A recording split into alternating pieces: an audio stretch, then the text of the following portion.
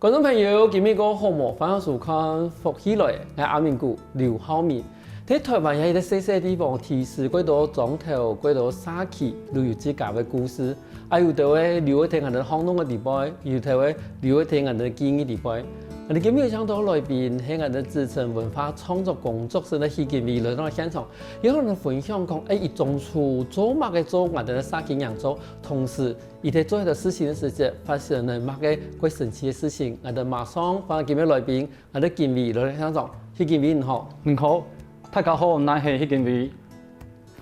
今日佢分享來到我哋嘅現場了哈，因為其實我哋講，其實你做社造很久了嘛，但是社造這個東西，其實在台灣其實已經有快30年了。對。但是你當時怎麼會想要開始從事社造呢？我大學念的是夜間部，我白天在設計學院當工讀生，然後我其實一直很想要到日間部去，想要沉浸那種所謂的大學生活，但是我發現日間部的同學當時是玩樂的氣氛高過於學習的氛圍，這讓我有點受不了。對，所以我們夜間部的時候一直想方設法，是我能不能多花額外的時間。我白天在設計學院工作，那我想閒暇時間我想要跟着系上老師做案子。那當時我們系上在做台南市政府的社區營造的一個專案，所以我就自動請纓跟老師說我想要參與學校的計劃，也累積一些政府的執行經驗，是這樣子開始參與社區營造的計劃。可是這時間了，可以是講去做沙溪揚州吧？那你這個時候知道說社造到底是在做什麼嗎？知道，就是進入地方去了解地方的人事時地物，還有人文地產景。這在我們聽來很像是專有名詞，但是大部分的朋友可能聽不太懂它到底是什麼東西。對，所以我們就是進入一個叫做社區駐點，叫做社區規劃師的駐地。什麼叫駐地呢？就是我們要長時間的在地方跟地方的長輩啊、瓦諾，所以要了解地方，讓地方接納我們這些外部的人口。所以當我們有信任度的時候，我們才開始去發現我們地方上發生什麼問題，有什麼地方有什麼界面是我們這種空間類型的專業者可以來協助改變的地方。因為頭先有講到講，其實幾多沙溪揚州，伊個幾重要嘅路係算係我哋嘅沙溪裏邊駐點嘛，哈。但是後面同我們的觀眾朋友大家說明一下，就是說，因為其實你剛剛有提到的話，有關於社區營造，其實跟於人事時地物嘛。可是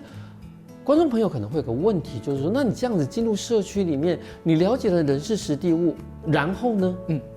好，比如說，我記得那是在2003年的時候，台南市北區的國寶里國興社區，這個社區它地方上有一塊麒麟地，三角形的麒麟地，它長久以來是不被鄰里重視的，然後這種情況下就出現很尷尬的情況，大家習慣有垃圾啊就往那邊丟，然後有一些遊民他們會在那邊睡覺，所以對於社區整個環境是不太好的，大家都頗有微詞，但是長久以來沒有人要對這邊做出不同的做法，想要改變這個地方都沒有，所以在2003年那次，里長想要改變一下這個地方的環境，所以他找到我當時的學校昆山科技大學這邊，那也在我當時的啟蒙老師一位叫賈子慶，一個賈子慶的我的啟蒙老師，在他協助底下，我們從這個社區的麒麟地，我們先進入到地方上去理解為什麼地方上這麼的抗拒。那所以在里長的情況的邀集之下，我們就當成他的類似智囊團，對，然後我們動員的學校學生去說明地方，先召集里民、里長，然後來徵集一個地方的說明會，徵求大家的意願，是不是大家覺得這塊社區麒麟地需要做改變？那當然大家都同意，甚至大家開始在竊竊私語說，如果我想要參與的話，我有什麼管道，或者是那我的角色可以做什麼？所以這樣子就開始把大家我們叫做擾動，地方擾動，所以當大家地方的共識開始被激起，那有些願景被凝聚起來的時候，我們透過了好多的公開說明會，而且說明的時候都是拿着酒去跟那邊的長輩、跟叔叔伯伯，阿伯啊，你家準備做啥？我們就這樣慢慢的把大家共識凝聚起來，開始有一些婆婆媽媽說，我想要我們的社區變得更加水，阿里安那邊水。有一個三角窗，是一個三角麒麟地。有人說，那我們來做公園。我開始，所以里長就帶着把社區麒麟地用公園的方式塑造起來，大家同不同意？所以大家七嘴八舌底下，社區塑造一個鄰里公園就成型了。好，當然怎麼做？我們地方需要經費，所以在我們社區規劃師的團隊的支持底下，我们邀请了里长啊，还有里长身边的叔叔伯伯长辈，教大家写计划书。那跟当时台南市的都发局申请一个提案，所以当时就有一笔经费下来，我们就带着社区邻里一起做。所以后来，台南市北区的国宝里的这个邻里公园就因为社区规划师的进驻而被创造出来了。等于如果其实以法规多时间，然后但是取得比较多人的共识，可是这样子的一个时间花下去，其实不会觉得很花时间吗？社造它本身就是在花时间的事情。那刚刚主持人你也提得很好的事情，其实过去政府他们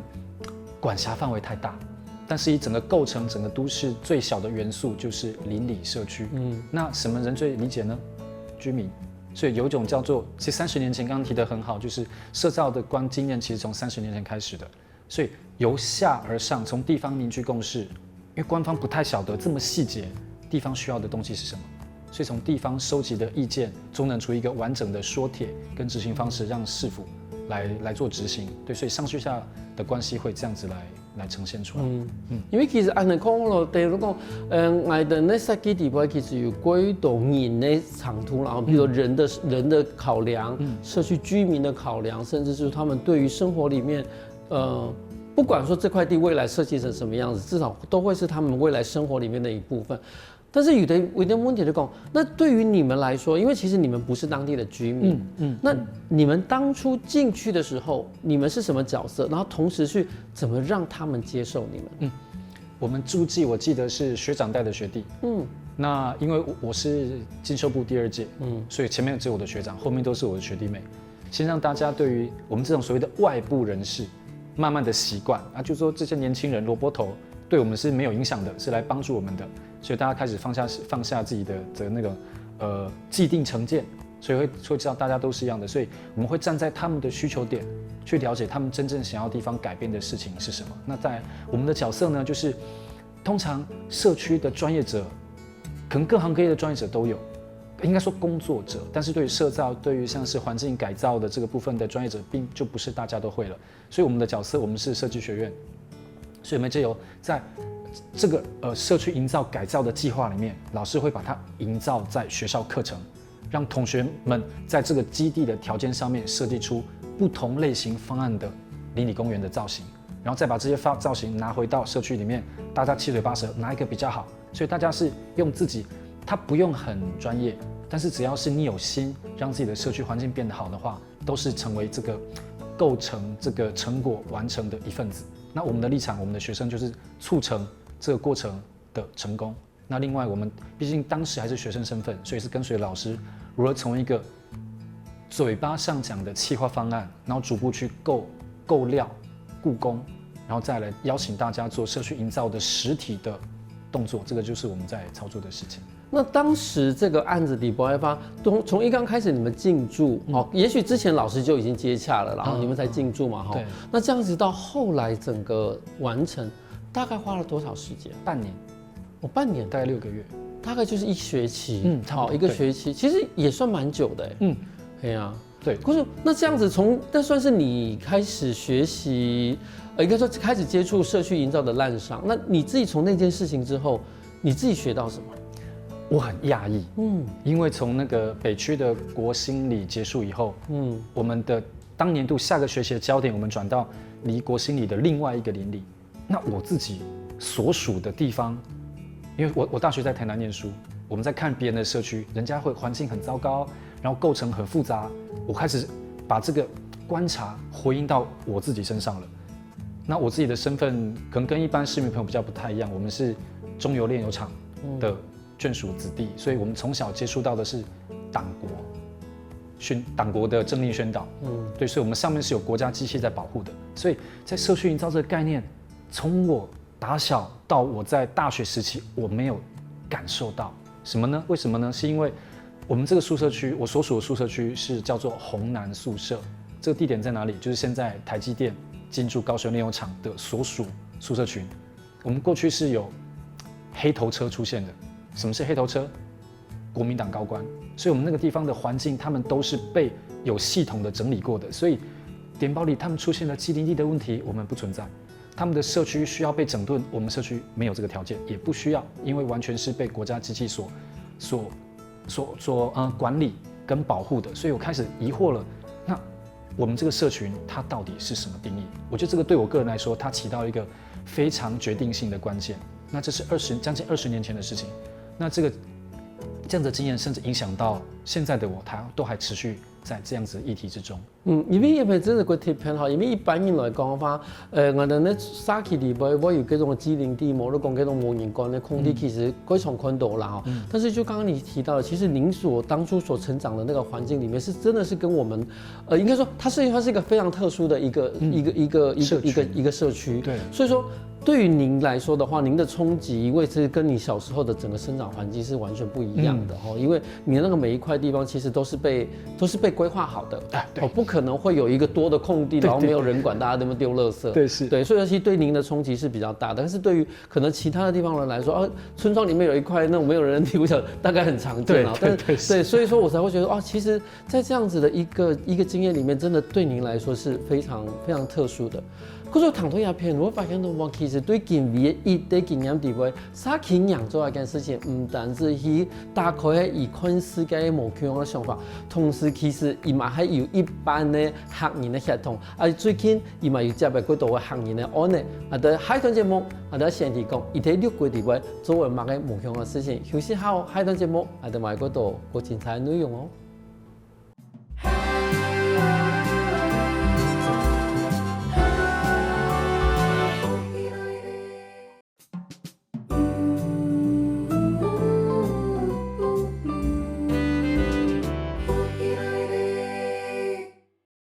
翻過來復起來嘅，所以節目來真係高興，我戲見味來到現場同人分享講，當初伊做嘛，我接觸到我哋嘅沙期釀做，想上面一件味好，因為其實我哋提講，咱們即個有做去六櫃嘛，去六櫃有做一些事情，同時嘛去讀到一些規動我哋嘅客家鄉親哈。可是我都想講，你當時在六櫃從事這樣子的工作的時候，你遇到這些客家鄉親，對你來說，那個時候有沒有特別的感受？其實相較六櫃，我覺得美濃更具體。為什麼說呢？六龜其實我在高雄這麼久，我真正要認識六龜的話，其實是去年。去年我的好朋友邀請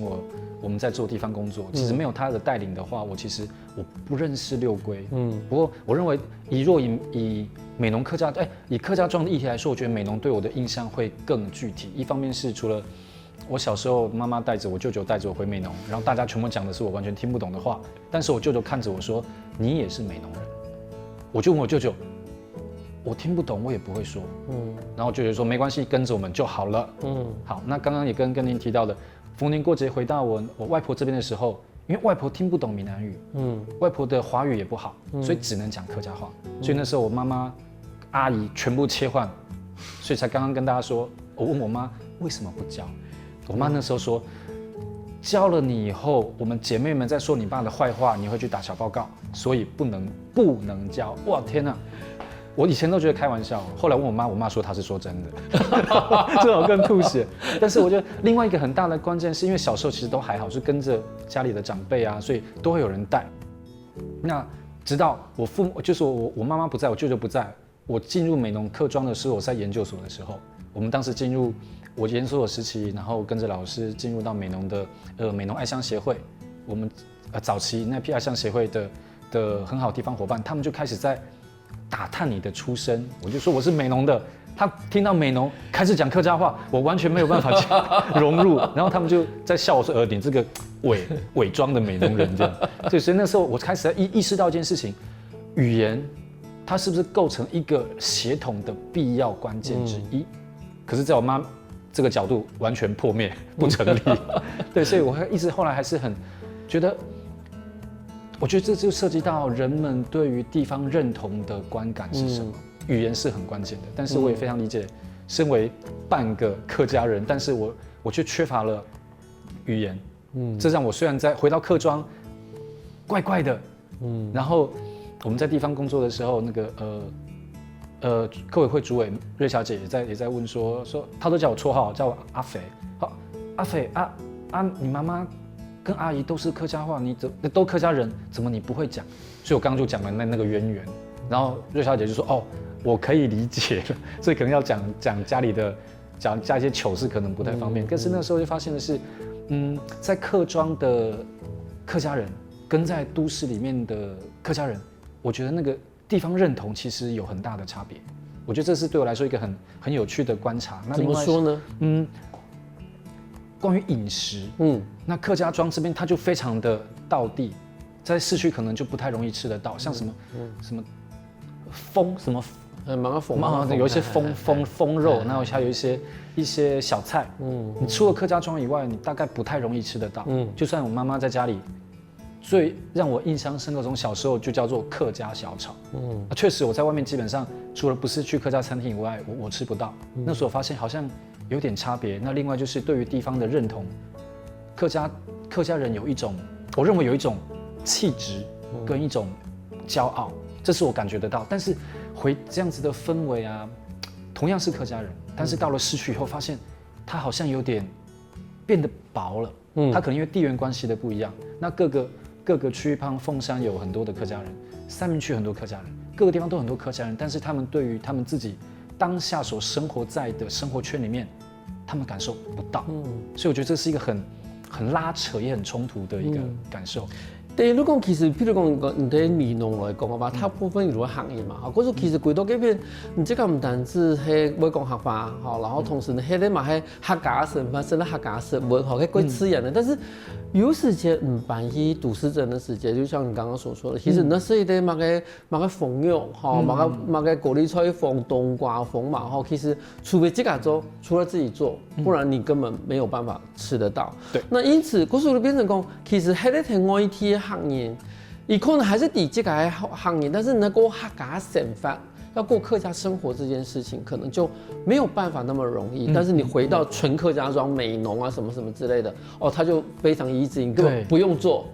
外面買就有了客家嘛個辦的名義都過來生活。但是問題係佢貼喺那個。但你這個安尼貴到6貴，好，潮東馬講嘛，其實你看，你這個在高雄還在安久在高雄住了那麼久，你也才去年才回到6龜。那個時候你去到6龜的時候，你的感受是什麼？我第一次去6龜的時候，其實在88風災之前，感覺19年前了。我們去的時候是舒服，它就是遠離城市，沒有錯。可是因為我們後來88風災來了，因為當然我們在成長期我就離開高雄到外縣市去念書，對，然後讓我再度到6龜的時候，就是88風災。那時候發現的就是一片的荒涼，然後人口不見了，那小林村也滅村了，這是全國的大新聞。所以當時我對於6龜的形象已經很模糊，它到底是長什麼樣子？我其實我不太確定，因為連整個地形都改變了，人口都出走了，產業都消失了，然後原本的伐木業都停下來了，所以它對我來說好像是一個似有若無的存在。好，對，那這是我在去年為止，我的好朋友邀請我一起進入地方工作之前的刻板印象。對，那所以這次當去年度我們進入到6龜的時候，我就發現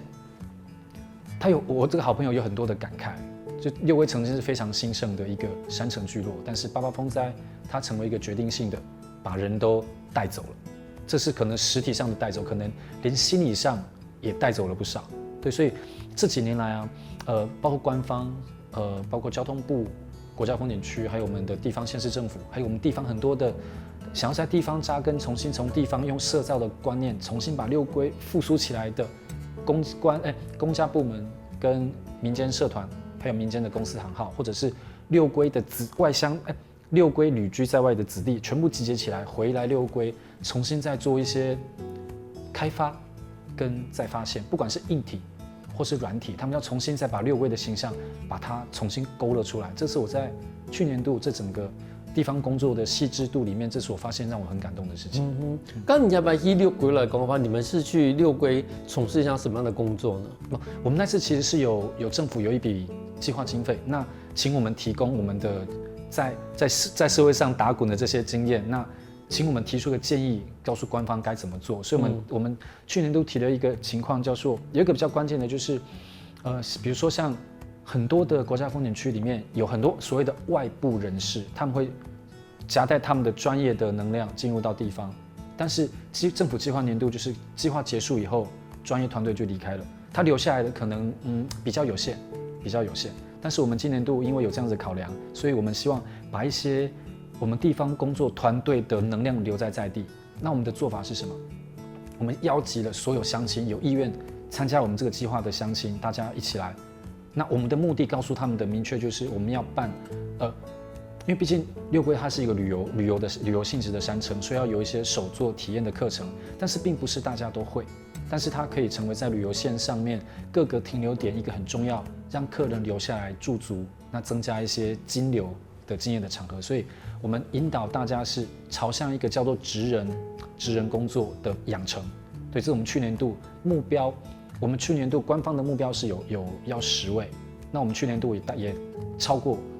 这样子的目标，所以代表的是地方的民众其实是非常有兴趣，而且我们当时，我先讲几个比较大的轴线，就是我们除了邀集客家乡亲有意愿要参与，跟我们团队一起缴获的，那我们再来就是办了30多个时数的课程。那我们课程的属性，应该说整个计划主轴比较特别，就是我们用五行的概念，五行就金木水火土。那我们在事前，我们先工作团队对地方的认识，我们包括的物产啊，包括了地景，包括了产业，还有甚至包括职人属性，我们把它用各个不同的元素做成了相对应的手作的课程。比如说像我的好朋友，他擅长做甜点，那他就用六龟坑道当做是一个题目，做六龟坑道的手作甜点。那比如像是木工，我们这边有18罗汉山，早期也有彩章便当，我们用彩章便当的观念结合到木工手作的课程里面，让大家乡亲们来做一个我们过去先辈们曾经的树上便当的样子是什么。好，那再来是比如说水就是染织，六龟本身就在整个老农溪的河畔，所以我们用水的意象，那我们在课程就是让大家把心中的老农溪的形象，你把它绘出来，这样就变成一个染布。那这个染布跟刚刚提到的木做的彩章便当，它就成为一个 set。对，刚讲到甜点可以置入到便当盒里，便当盒里面外部有水染织的整个提包，所以刚刚那3种课程，它就构成了一个组合体。那另外还有金工的部分，我们就跟金工老师一起合作，用金蝶的方式，我们邀请的就是像在六龟老街上面有很多的符号、图腾，日本时代留下来一些建筑形式的语汇，甚至是有山猪，所以大家就依据每个人对六龟的想象，把它刻画出来。那这个金蝶也会置入到我们六龟这个彩章便当里面的一个餐盘，所以用五行的模式把它塑造成一个各个元素集合起来一个集合体。那每个职人老师训练的就是在每个不同元素里面去做发挥，这是第一个工作项目。过去看到一片观众朋友，我发现到我其实对外部力量地波可以把我的那六龟也要闪神，我有无穷的变化。有时下我看那节目，我的买过多过精彩故事哦。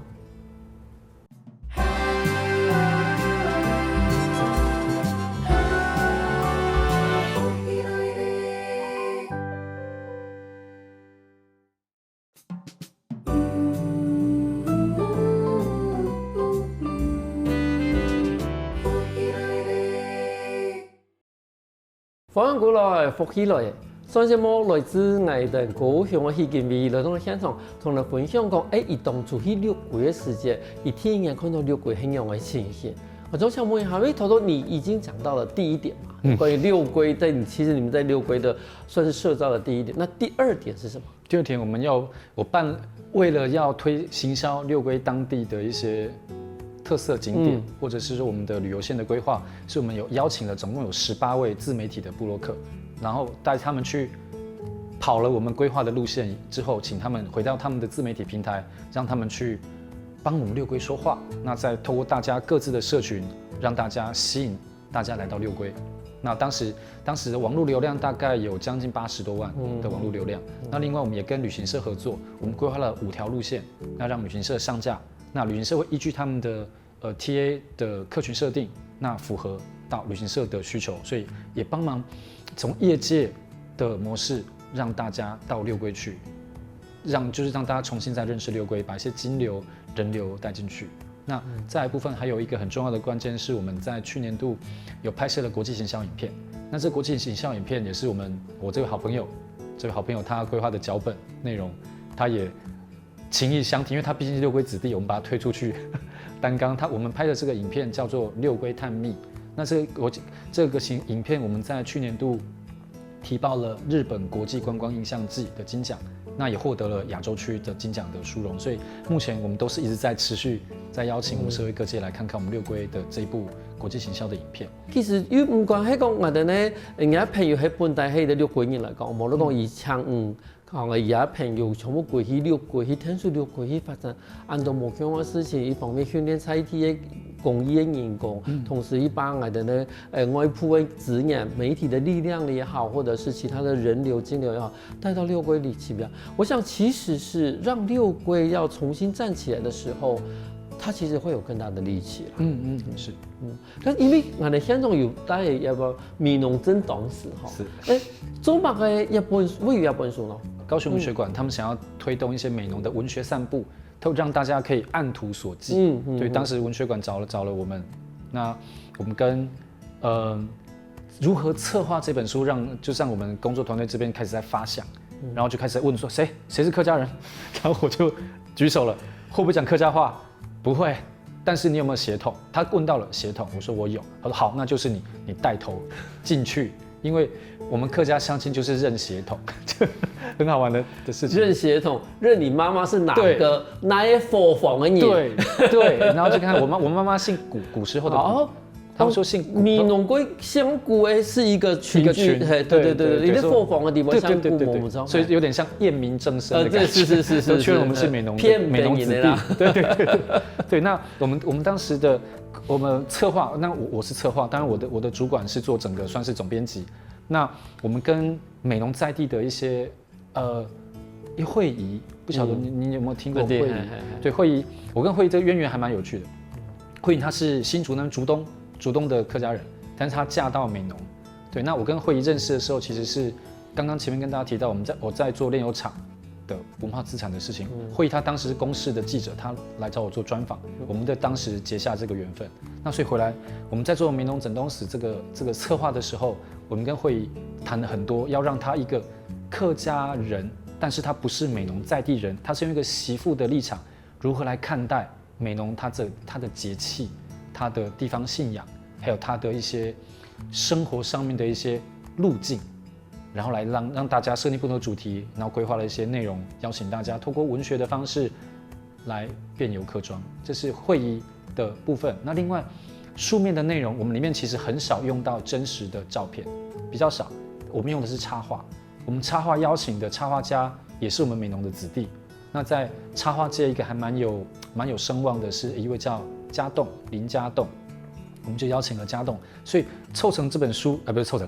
結成這本書的一些內涵，大部分大概有70%-80%的比例都是客家人、客家子弟來完成這份作品。